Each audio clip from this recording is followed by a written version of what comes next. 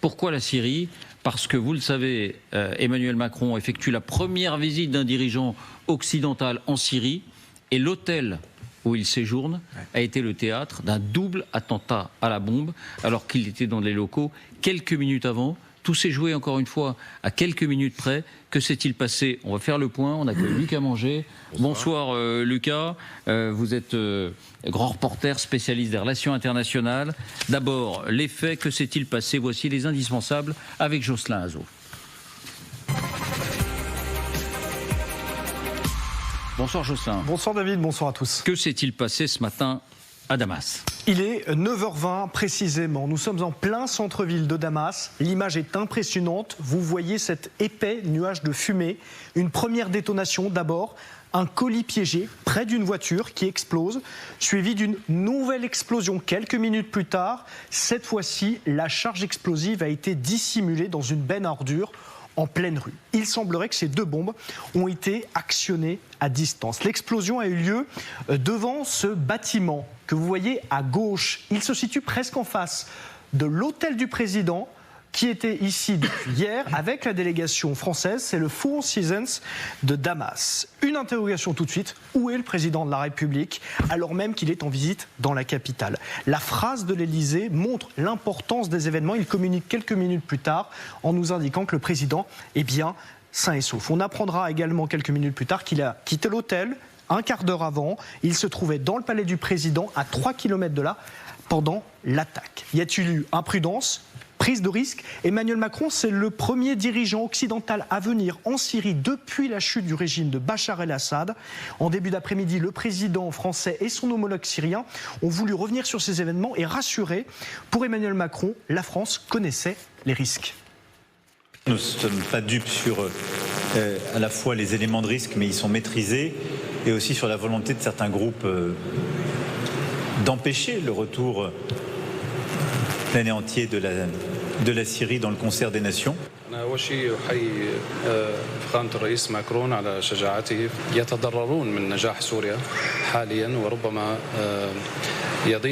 تضيق عليهم السعة من الناس الذين كانوا يسعون إلى خراب ودمار البلدان والأوطان. Le président syrien parle de torpilles, d'attaques de l'intérieur, car c'est en réalité le quotidien de la Syrie depuis maintenant plusieurs mois. Pas plus tard que jeudi dernier, 9 morts, 20 blessés dans ce café, toujours en centre-ville de Damas. Ce sont des avocats qui ont été ciblés juste ici, des actions qui cherchent à déstabiliser le nouveau régime, expliquent des officiels. Et ça rejoint une dernière interrogation. Quelle revendication derrière ces attaques ? L'attentat de ce matin n'a pas été encore revendiqué, mais depuis le changement du régime à la fin de l'ère Bachar el-Assad, fin 2024, la Syrie fait face à une menace terroriste qui est persistante et presque à chaque fois, les services syriens pointent la responsabilité des groupes liés à l'État islamique. Merci Jocelyn. Lucas, le président de la République minimise. Il minimise, il dit est-ce qu'il a raison ? Est-ce que c'est est-ce que c'est anodin ce qui s'est passé aujourd'hui pour la sécurité présidentielle? C'est tout sauf anodin, et on peut dire qu'honnêtement il l'a échappé belle. C'est-à-dire que les deux bombes, ce qui a été très bien expliqué, ont visiblement été placées sur le trajet. Elles n'ont pas explosé au moment qui était prévu.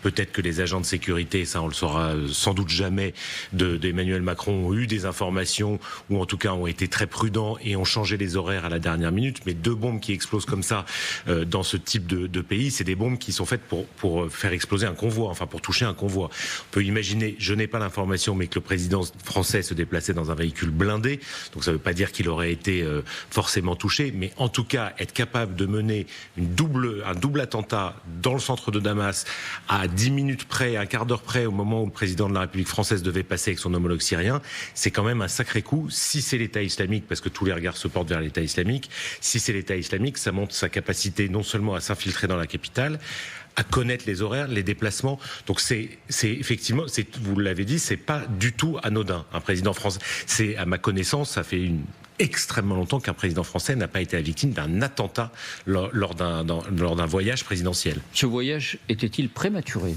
pour vous ?